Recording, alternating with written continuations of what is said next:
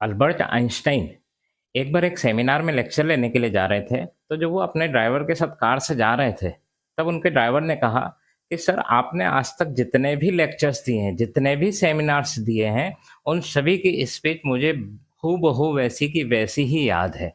तो आइंस्टाइन को बड़ा आश्चर्य हुआ और उस ड्राइवर ने यहाँ तक कहा कि आज आप जो सेमिनार लेने जा रहे हैं, उसकी स्पीच भी मुझे पूरी तरह से याद है।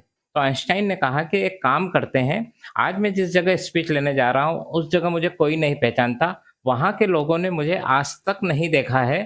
तो एक काम कीजिए कि आज मेरी जगह जो है तुम स्पीच देना। ड्राइवर इस बात के लिए तैयार हो गया। अब सेमिनार हॉल में पहुँचे वहाँ पर। पहले ही उन्होंने सीट जो है चेंज कर ली थी। आइंस्टाइन जो है ड्राइवर की सीट पे हो गए थे, ड्राइवर जो है आइंस्टाइन की सीट पे चले गए थे। और जब वो सेमिनार हॉल में पहुँचे, तो वहाँ पर जो है उस ड्राइवर का बहुत स्वागत स्वागत हुआ, क्योंकि ड्राइवर को ही आइंस्टाइन समझा जा रहा था। और फिर जब बारी आई स्पीच देने की, तो जो उस ड्राइवर ने लेक्चर्स दिया, उसने हूबहू वैसा का वैसा ही लेक्चर दिया जैसा कि आइंस्टाइन देते थे। और सभी लोगों ने बहुत तालियां बजाई। लेकिन उसके बाद एक जर्नलिस्ट, एक पत्रकार वहां पर खड़ा हुआ और उसने उस ड्राइवर से, यानी कि आइंस्टाइन से, जो कि ड्राइवर जो आइंस्टाइन बना हुआ था, उससे एक सवाल किया।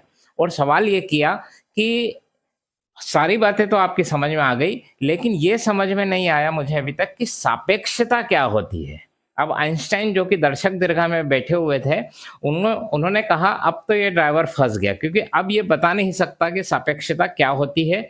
और लेक्चर्स तो इसने हूबहू दे दिया, लेकिन अब इसे ये भी तो पता होना चाहिए ना कि सापेक्षता क्या होती है, तो वो नहीं बता पाएगा। लेकिन जब ड्राइवर ने इसका जवाब दिया, तो आइंस्टाइन खुद हैरान हो गए। ड्राइवर ने जवाब दिया उस जर्नलिस्ट के, अरे सापेक्षता, तुम इतना सा भी नहीं जानते? अरे ये बात तो मेरा ड्राइवर भी आपको समझा सकता है बहुत अच्छे से। तो आप मेरे ड्राइवर देखिए, बताएगा आपको सापेक्षता क्या होती है। तो दोस्तों, ये था एक बहुत ही समझदारी भरा जवाब। और ये सवाल अब ये उठता है कि ये समझदारी उसमें आई कहाँ से? दोस्तों, ये समझदारी आई उसमें उसकी संगति से। क्योंकि जब हम समझदार लोगों के साथ रहते हैं, तो हम समझदारी वाली बातें अपने आप करने लग जाते हैं। हमारा जो स्वभाव होता है, मतलब मनुष्य का जो स्वभाव होता है, वो पानी की तरह होता है। पानी जिस चीज में मिलता है उस तरीका का हो जाता है। पानी को यदि आप दूध में मिलाओगे तो पानी दूध बन जाएगा। पानी को यदि आप शराब में मिलाओगे तो पानी शराब बन जाएगा।